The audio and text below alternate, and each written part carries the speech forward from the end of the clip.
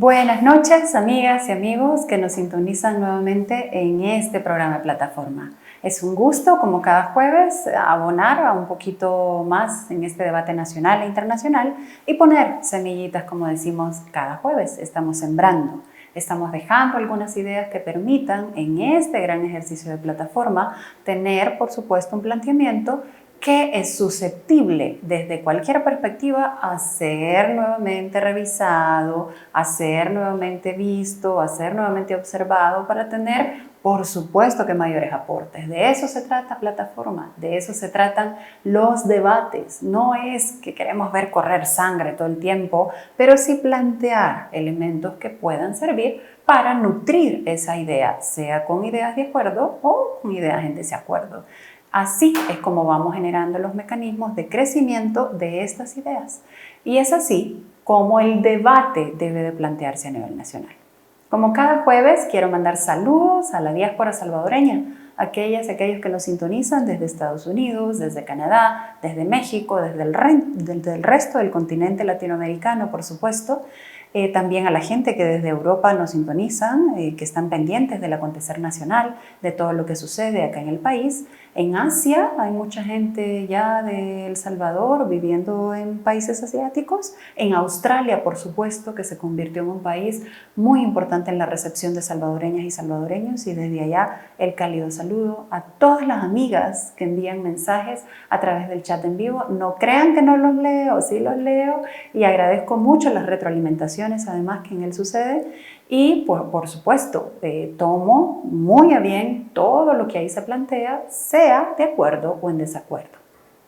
Al fin y al cabo de eso se trata. Pues qué decirles, amigas y amigos, altamente reemplazables en este sistema económico en el que definitivamente hemos estado rodeados y rodeadas de elementos que han influido de manera directa en nuestras vidas. ¿De qué vamos a platicar hoy?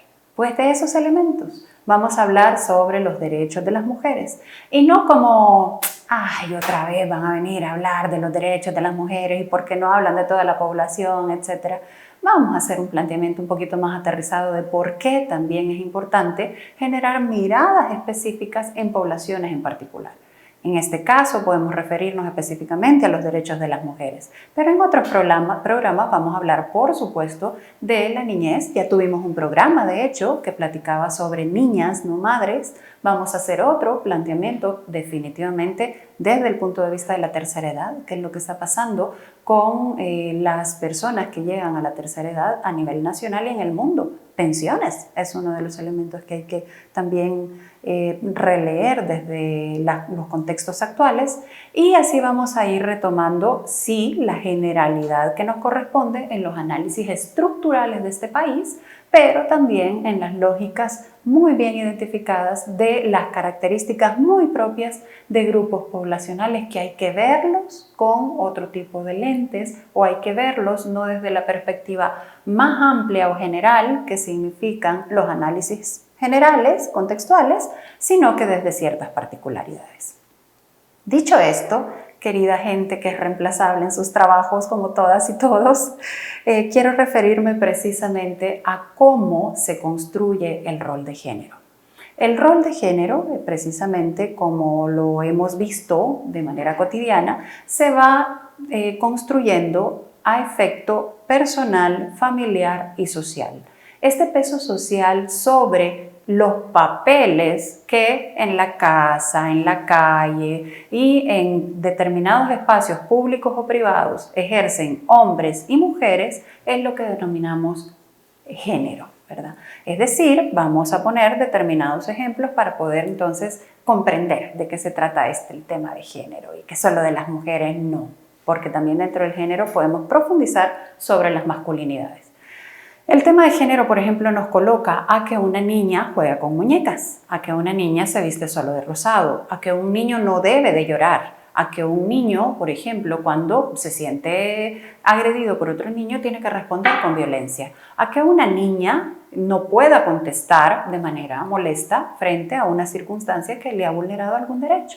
Entonces esas construcciones que vamos generando en la casa, que las niñas barren, que los niños no recogen los juguetes, que las niñas son las que tienen que servir la comida, que los niños no pueden lavar los platos porque eso normalmente lo hace en una distribución de las casas las mujeres, son esas construcciones de género. ¿Qué es lo que sucede con estas construcciones de género en la sociedad? Que nos hacemos en espacios que no son nada simétricos, es decir, no son generados desde un espacio de igualdad.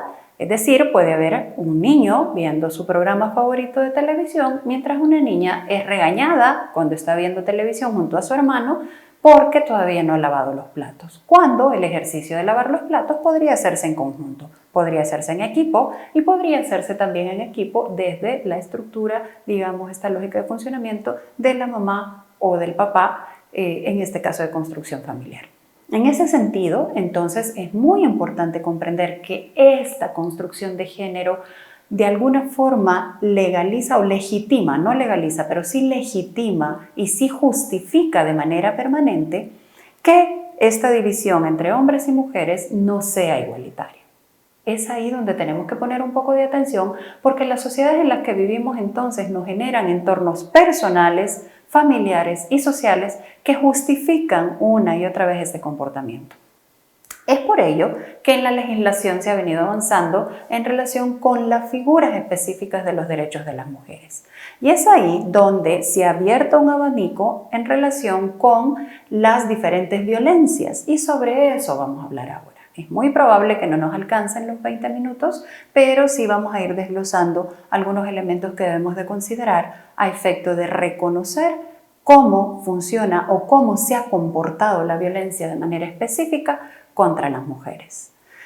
Entre la construcción legal, digamos, que tenemos en el país, hay 5 tipos de violencias. La violencia patrimonial, la violencia laboral, la violencia feminicida, que tiene 3 tipos de carácter o de tipos, ¿verdad?, específicos. En este caso, la violencia feminicida, la violencia por contundente violencia directa ejercida y una última que tiene que ver con los suicidios. Violencia feminicida por suicidios es bien interesante a la hora de escudriñarla y vamos a hablar un poco sobre eso.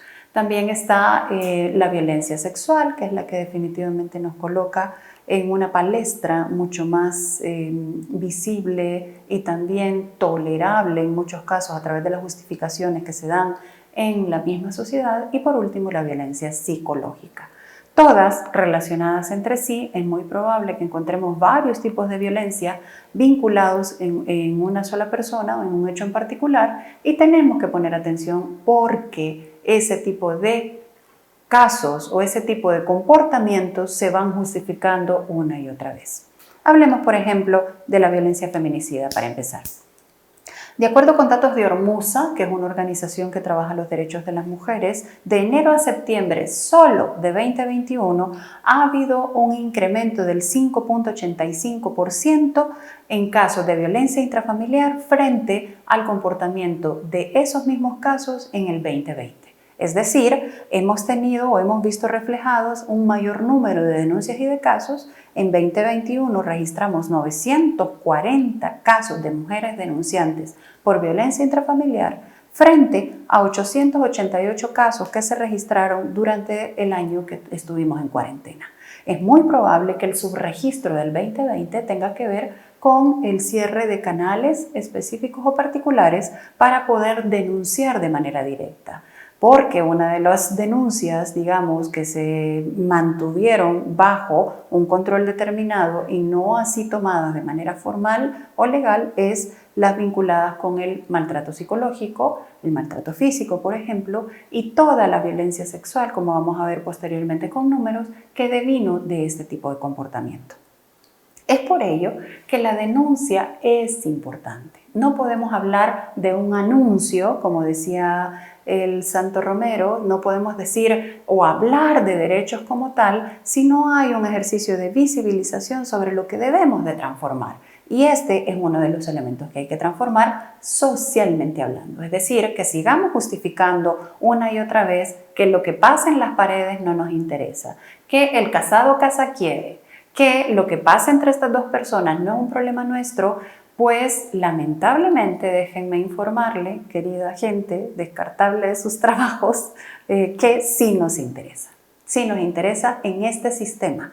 ¿Por qué? Porque tal cual lo he venido diciendo, este es un sistema que descarta poco a poco a los seres humanos de acuerdo a su tipo de situaciones, llegando incluso a descartar a personas no reconocidas como sujetos de derecho, como en este caso cuando ocurren feminicidios, ¿verdad? De manera específica.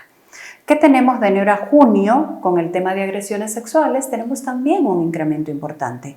Hay de 1.336 registradas en el 2020 a 1.621, es decir, hemos tenido de alguna forma un comportamiento que ha crecido en relación con años anteriores. Ojo con esto y ojo con las políticas públicas. Si bien es cierto, estamos generando una plática personal prácticamente en este espacio íntimo que me permite entrar a sus casas, estos fenómenos requieren de decisiones de políticas públicas, es decir, que aquellas personas que han sido electas para poder responder a estos problemas sobre los que estamos hablando deben de reconocerlo y deben de ir avanzando en relación con estas estadísticas que son importantes reconocerlas.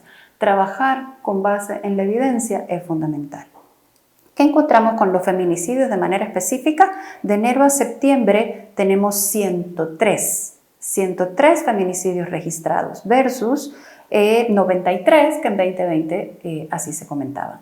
Hay más de alguna cadena nacional durante el tiempo de la cuarentena, que fue el tiempo más estricto, en el que el presidente denunció que si algo había sucedido es la disminución de feminicidios. En este ejercicio de feminicidios requieren varias aristas de análisis y de interpretación. Una cifra es probable que no nos hable en su totalidad. Es importante la disminución de la cifra, pero alrededor de la cifra seguimos lamentando fallecimientos con un componente fuerte de violencia y sobre todo con un componente fuerte de odio contra las mujeres. Estas 103 mujeres asesinadas, estas 103 mujeres catalogadas ya como un ejercicio feminicida, definitivamente nos coloca en un espacio, en una estructura que debemos de revisar en relación con qué ha sucedido, incluso con los familiares que han tenido que sobrevivir estos duelos, o cuando los que han cometido el feminicidio son parte de esa familia y siguen un ejercicio de impunidad, no solo por la justificación de la sociedad, sino que por la incapacidad de respuesta de también la institucionalidad pública. Hablemos de derechos al trabajo. ¿Cuáles son las mayores vulneraciones? De acuerdo al Observatorio de la DIGESTIC, en relación con la violencia laboral, encontramos que en el Ministerio de Trabajo se han solicitado sobre todo inspecciones relacionadas con acoso laboral en las mujeres. Esto representa el 70% de las inspecciones solicitadas al Ministerio de Trabajo. Le sigue en porcentaje un 38% de despidos a mujeres embarazadas, un nada despreciable 38%. Es decir, el 38% de las solicitudes de inspecciones tienen que ver porque han sido mujeres que en estado de embarazo han sido despedidas de sus centros de trabajo.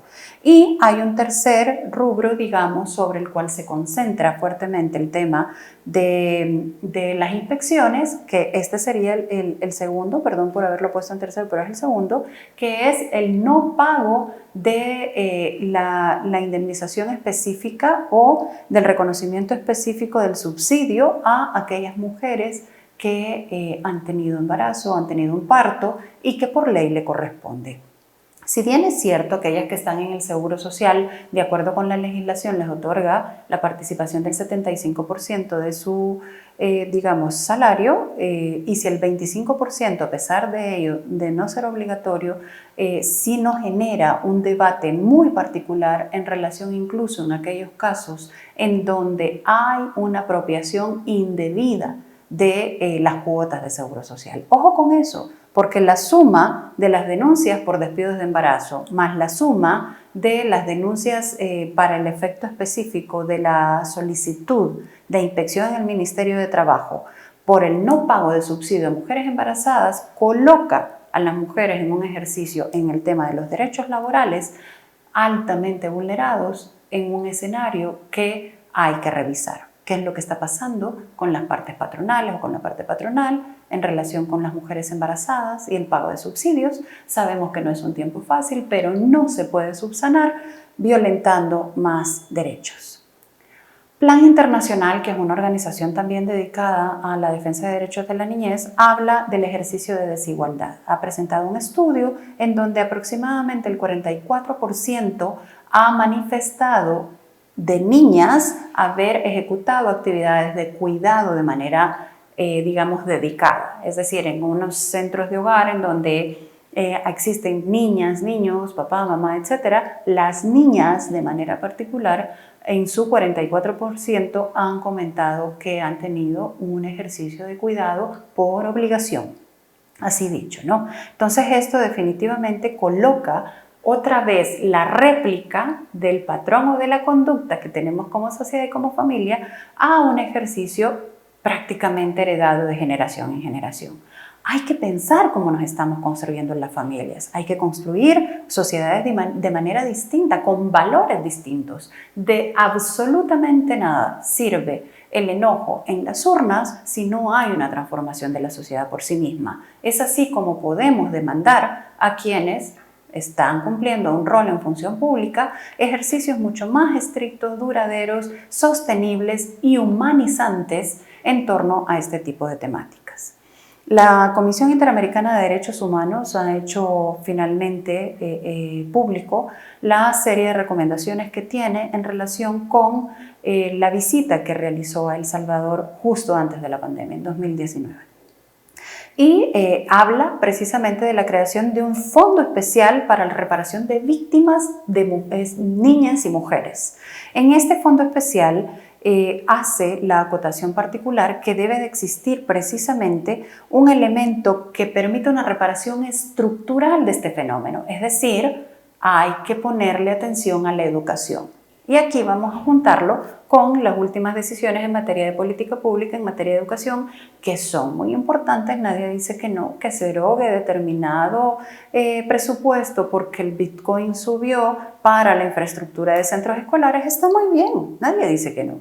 Pero qué importante sería que esta sociedad trabajara en su infraestructura social, en su tejido social, en donde además de tener una infraestructura bonita, una infraestructura de acuerdo a lo que como seres humanos merecemos y debemos de estar en seguimiento para poder gozar de ellos, también podamos hablar precisamente de la construcción de este tejido social que nos permita avanzar en este criterio de mejores sociedades, en este criterio de mayor igualdad entre todas y todos, porque bien sabemos que esto pasa en relación con el género, pero si le cruzamos otros factores, también tiene que ver el que más tiene, mejor se la pasa, el que más tiene, seguramente la justicia no le cae de la manera que le debe de caer, y tal es el caso, para finalizar este programa, en el que queremos referirnos de los casos de justicia selectiva. Es decir, no es lo mismo aquellos casos en donde hay una denuncia específica por acoso sexual cometida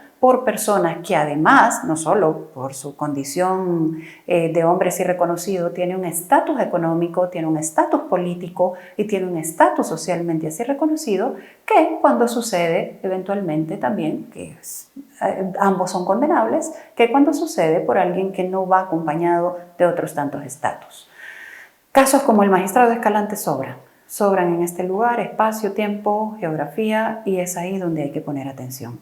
Tenemos datos. Es tiempo entonces de que la política pública se concentre en poder generar espacios de construcción y reflexión en relación con estas temáticas.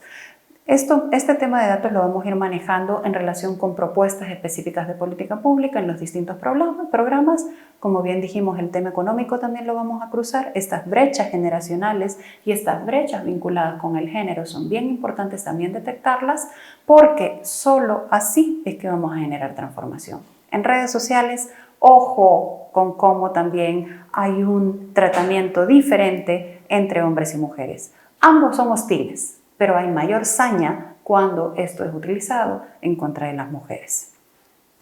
Soy Naida Acevedo Medrano, como cada jueves seguimos sintonizándonos en este programa de plataforma y pues no me queda más que desearles un buen provecho. Gracias por dejarme entrar a sus casas y seguimos.